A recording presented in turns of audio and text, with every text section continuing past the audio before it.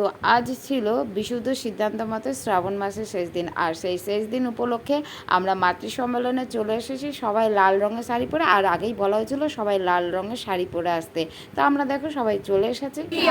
তোমার ইচ্ছাই পূর্ণ হোক, আর দাও আমাদের সেই প্রেরণা যা আমাদের সক্ষম করে তুলবে বাঁচা বাড়ার অপূর্ব সৌরভ ছড়াতে ছড়াতে সব পারিপার্শ্বিক আমাদিগকে তোমার জীবন বৃদ্ধির অনুকূল করে গড়ে তুলতে। ওগো দরদি বন্ধু, আমার সর্বস্ব, তুমি আমার জীবন। আমি জানি তোমার মতো বন্ধু, তোমার মতো প্রিয় আমার আর কেউ নেই। তোমার প্রতিকর্মে প্রতিভঙ্গিতে বাঁচার পথ, এই তো বাঁচার পথ, ভিন্ন পথ অন্য কিছু নাই। বিধিমতে অনুলমে বিয়ে করো ভাই, ধরো আর্য সমাজ, ধরো আর্য সমাজ বাড়াও দায়, আর্য কৃষি রাখো। বুদ্ধ বিচার রসুন কৃষ্ণে সমান চোখে দেখো, তারাই পূর্বতন, তারাই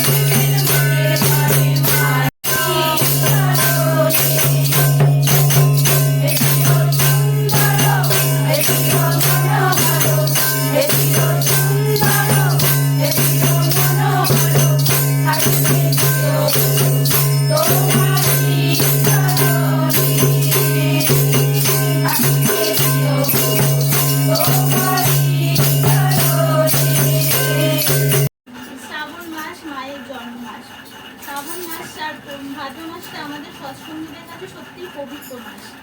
এই দুটো মাস আমরা খুবই আনন্দ সহকারে কাটাই। শ্রাবণ মাসে সত্যি খারাপ লাগছে, মাতৃসঙ্গ সারা বছরই তো মাতৃসঙ্গ হয়, কিন্তু শ্রাবণ মাসের মাতৃসঙ্গটা আলাদা, কেননা বড় মায়ের জন্ম মাস।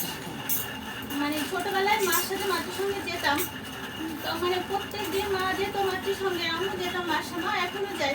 কিন্তু বিয়ের পর এখানে এসে আমি ভাবি ঠাকুর আমাকে এমন জায়গায় বিয়ে দিয়েছে। আমার কালকে কি হয়েছে, যে বাড়িতে প্রথমে মাতৃসঙ্গ করতে গেছি, গেছি গিয়ে বসেছি, সবার পেছনে বসেছি। আমার মনটা একটু কেমন লাগছে কালকে, মানে সঙ্গ যে করছি কিন্তু ওটা মনে হচ্ছে না আমি সঙ্গে এসেছি, ঠাকুরের সঙ্গে দাঁড়িয়েছি। কেমন একটা লাগে, পেছনে বসেছি, আমি কিছু শুনতে পাচ্ছি না, নাকি আমাকে কেউ দেখতে পাচ্ছে না, মানে কেমন একটা লাগছে আমার। যাই হোক, বলে না আগের থেকে কোনো কিছু হলে ঠাকুর সাড়া দিয়ে যায়। আমি তো জানি না, আমি তো চলে গেছি। আমি বাবা কাজে গেছে, কাজের থেকে আসবে, চলে গেছে। আমি যাক দুধ ঠাকুর, আমি যেন দুটো সঙ্গই করতে পারি, মানে কালকে তো দুটো ছিল, দুটোই যেন করতে পারি।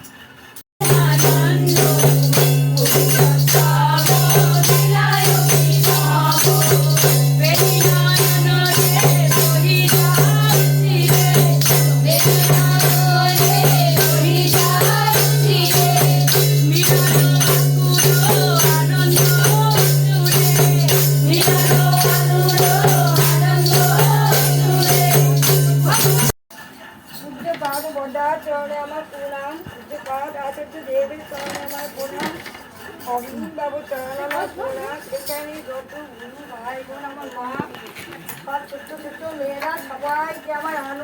আসুনি ভয়ঙ্কর, সে মুখে ওখানে মাথা নড়াতে দেবে না, বলছে আমি যা বলবো সেটাই, কোনোরকম লড়তে পারবে না। চললো শাশুড়ির কথা বলছে, মানে কি বলবো, ও বাড়িতে তিনি রাত্রিবেলা তিনি মানুষ হয়ে এসছে অনেক রাত্রি। কেমন জীবন মেয়েটার, ভাতির শ্বশুর বাড়ি যায় পড়াশোনা করবে, এই জীবনটা ওখানে ওর মাটি। ওটা একটা মেয়ে, ভীষণ অন্যায়, ওইখানে মেয়ের কোনো দামই নেই, ওটাকে মেরে ফেলে মাটির নিচে চাপা দেবে, মানে মেয়ে মেয়ে মানে ওখানে কোনো দাম নেই, এমন গ্রাম। नित्य चारो खानी ज्ञानी जोगी पिला रहे सब मन की हानि भाग जगा मेरा राधिका मिले सद्गुरु आई राधा स्वामी नाम का मोहि वेद जलाई गोविंद गोविंद भालो रे ছাড়ো রে মন কপট চাতুরি বদনে ভালো হরি হরি হরি নাম পরম ব্রহ্ম জীবের মূল ধর্ম অধর্ম কুকর্ম ছাড়ো রে জয় রাধে রাধে কৃষ্ণ কৃষ্ণ।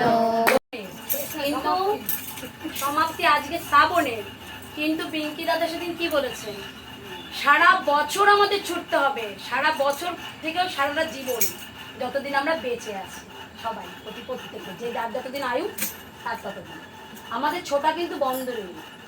আমরা শুধু শ্রাবণে ছুটবো আর সারা বছর ঘুমাবো সেটা কিন্তু নয়, আমরা এই উচ্ছ্বাস নিয়ে সারাটা বছর আমরা চলবো।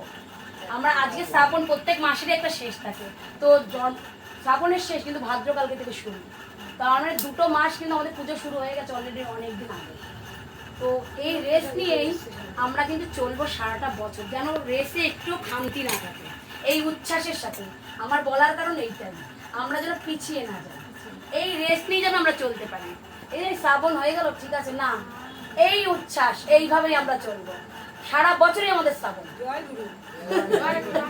এইটুকুই আমার বলার ছিল। আর বৃহস্পতিবার করে তো আমাদের হয়ই, ওটা তো চলবেই, এমনকি ভাদ্রও হবে।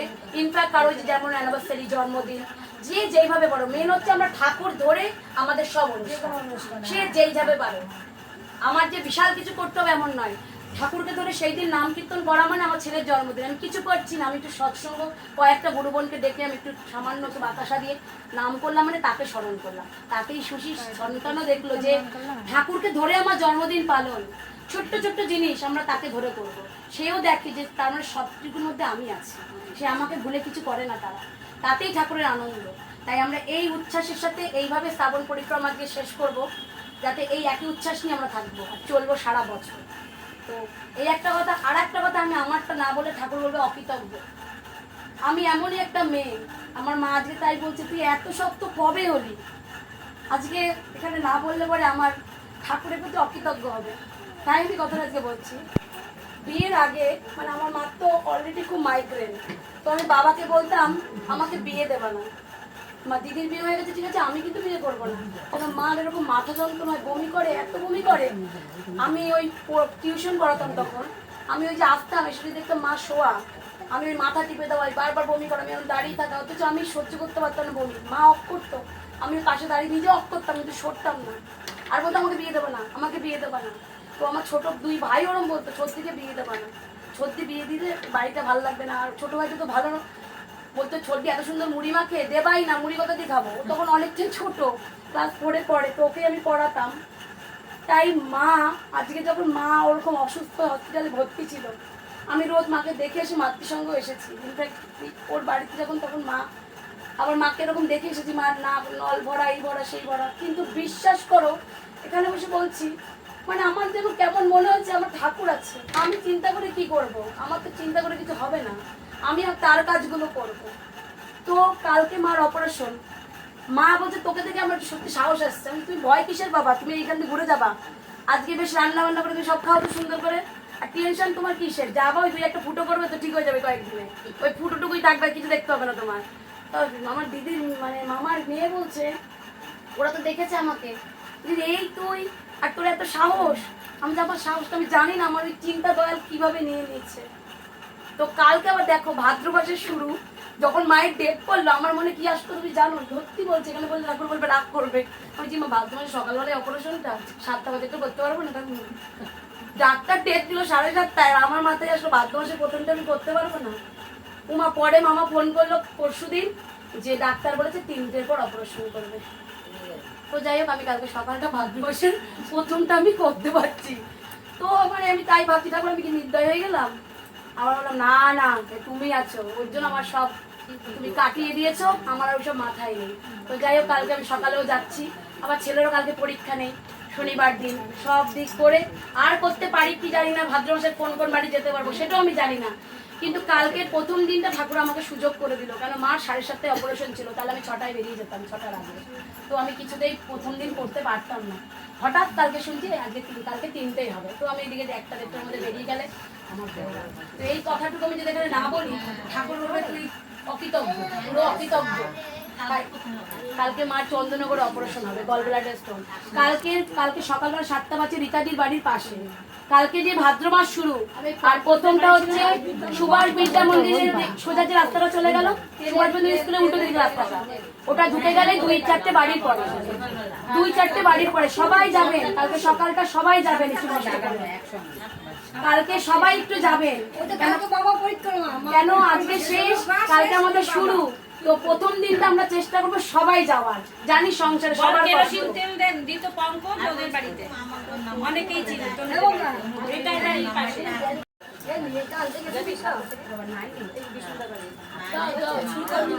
বন্দে পুরুষোত্তমম, বন্দে পুরুষোত্তমম,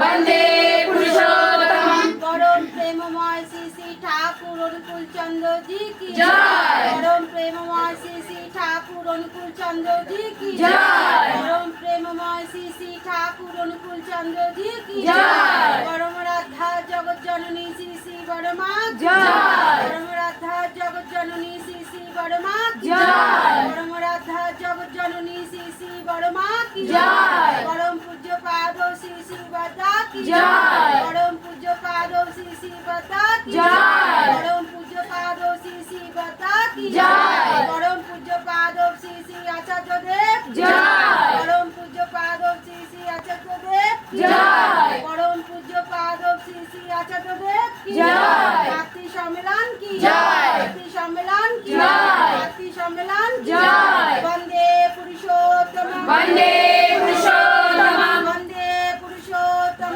বন্দে পুরুষোত্তমম, বন্দে পুরুষোত্তম বন্দে পুরুষোত্তমম। পরম প্রেমময় শ্রী শ্রী ঠাকুর অনুকূল চন্দ্র জি কি তো আমাদের মাতৃ সম্মেলনের শেষে এবার একটু সব মায়েদের একটুখানি ভিডিও করে দেখাচ্ছিলাম, আর সব ঘরটা একটু ছোট ছিল বলে এদিক ওদিক মারা সব ছিল। তো আজকের ভিডিও তোমাদের কেমন লেগেছে তোমরা অবশ্যই কমেন্টে জানাবে। তোমরা সবাই ভালো থেকো, সুস্থ